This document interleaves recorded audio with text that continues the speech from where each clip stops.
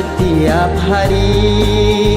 Tanamkanlah di dalam diri murojaah setiap hari, demi untuk membangun negeri.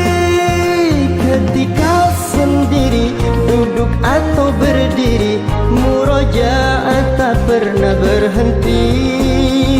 Ketika sendiri, duduk atau berdiri, mari murojaah sampai mati.